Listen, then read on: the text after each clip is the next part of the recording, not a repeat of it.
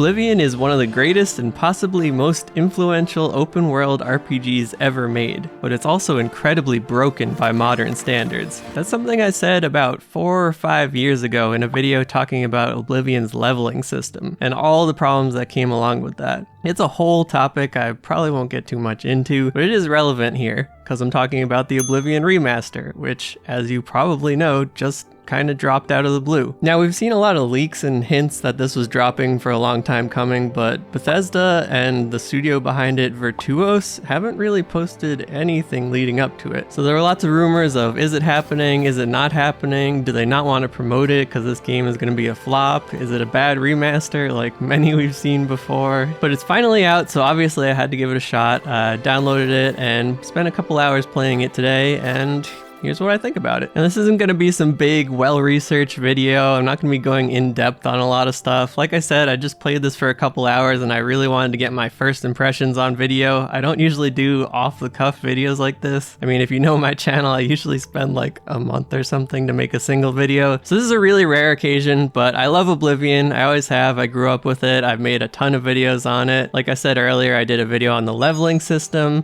I did a video on all the ways you can break the spellcrafting system in the game. I did a video where I beat Oblivion without looting any items. I did a video where I beat Oblivion without dealing any damage. Yeah, I made a lot of Oblivion videos over the years, even though my channel isn't largely about RPGs in general. Oblivion just has a special place in my heart. And that's not to say it's perfect either. I mean, Oblivion is extremely buggy, it has a lot of strangely designed systems, and it's kind of infamous for being ugly. And I'm not even talking about the custom character creator that everybody likes to post screenshots of. You can still make custom characters in the new one and make some crazy abominations. I do think people have sort of rose-tinted glasses about Oblivion's graphics. It's always been sorta ugly. It has some nice landscapes, that's for sure, but on a closer level, it didn't look that great, even at the time. On the other hand, I wouldn't say the remaster is amazing or anything in the graphics department. It looks decent, kind of like a more modern Skyrim, but it doesn't stand up to a lot of the AAA games you see coming out in the current year. I saw a lot of doom and gloom online about the remaster's graphics and desaturating everything, taking all the fantasy out of the game, which is sort of true, but it does look better when you're actually playing it compared to those super desaturated screenshots. Overall, I think the visuals are the most changed aspect from the original, and what really surprised me is how similar the rest of the game is to the original Oblivion, despite being made in a new engine by a different team, basically from scratch. All the same sound effects, the same music, same voice actors. I know they updated some things, but it's pretty hard to tell what they updated in those regards. Like, obviously the visuals are completely overhauled, but the underlying systems are still that Oblivion we all know and love. It's still got that huge open world to explore, that do whatever you want type of gameplay, and a lot of the funny bugs still managed to carry over into this one. But on the other hand, a lot of new bugs were introduced as well, it seems. I've had the game crash probably about 5 times in the couple hours I've played it so far, so that's not great. But hopefully they'll be able to fix up some of those crashes and we'll just be left with the funny bugs like we remember from Oblivion. But not every bug you may know and love from the original made it over. Like, you can't just drop paintbrushes and have them float in the air to make an invisible staircase for you to climb, but enemies will still be completely oblivious to most things happening around them, like walking directly into the traps to their deaths, except for in this case I ran into in the tutorial where the enemy walks into a trap that's definitely supposed to kill him so you can see what the trap does, but it just didn't work. Gameplay wise, one of the main things that I noticed that they actually changed in this one is the leveling system. Maybe the devs saw my old video on the leveling problem and took it to heart. They probably didn't see the video, but all the same. Now, when it comes to the leveling problem, there's actually a lot of things contributing to it. It's not just about leveling up, it's about the difficulty scaling and world scaling going on behind the scenes as well. So they address some parts of it, and others I'm not really going to know until I get more data or get much further in the game to see for myself. But what I do know is that the attribute points that you get on level up are now a flat 12 points per level. And in addition to that, every single skill you level up does contribute to your level. So you're not messing up your character build by picking the wrong major or minor skills and leveling up too much, leveling up too little, whatever. Efficient leveling seems to be mostly a thing of the past, aside from not wanting to level up too much, which could affect the monsters that you run into and the items that you find out in the world, which is kind of going to happen inevitably anyways. But it's really great to see that they made it so that every skill contributes to leveling, just like a lot of the mods made it do, and that you get a flat amount of stat points per level regardless of what you leveled up. I think those were the major criticisms of the system, aside from the monster monsters scaling infinitely as you continue to level up, which could definitely be a thing in the very late game. I don't know, if I get up to level 50 and the monsters are still increasing in health with every level and my power is basically capped out, then it does still sort of have a leveling problem to some degree. But as far as I've played so far, I am pretty happy with how they changed that, and I'm glad that they took feedback to heart from the community. Other than that, I've been having fun with the game so far, and while the new animations and graphics and visuals are nice and flashy and all that, it still feels like the Oblivion that I've played a million times before. I think for anybody who hasn't played Oblivion, especially people who have played Skyrim and liked it, this is a really great point to jump into the series. If you have played Oblivion, I don't know where you'll land on this. You might not like their changes, you might not like the fancy new graphics doing away with the fantasy, or you might like that they just modernized it and gave you a new chance to play Oblivion. It is nice to see that they included all the DLCs with this one and they didn't make it something later down the line that we'd have to wait for. And funnily enough, they did include the horse armor DLC. If you don't know the story of the horse armor, that's one of the famous cosmetic DLCs that cost money that started a huge outrage about cosmetic DLCs in games, which is actually kind of funny nowadays because cosmetic DLCs are basically the standard everywhere. But at the time, everybody was outraged and there were hundreds of articles and videos complaining about the horse armor. So in the end, if you haven't played Oblivion before, I think this is a good time to jump in. If you have played it before and you just want another excuse to replay it in a new format,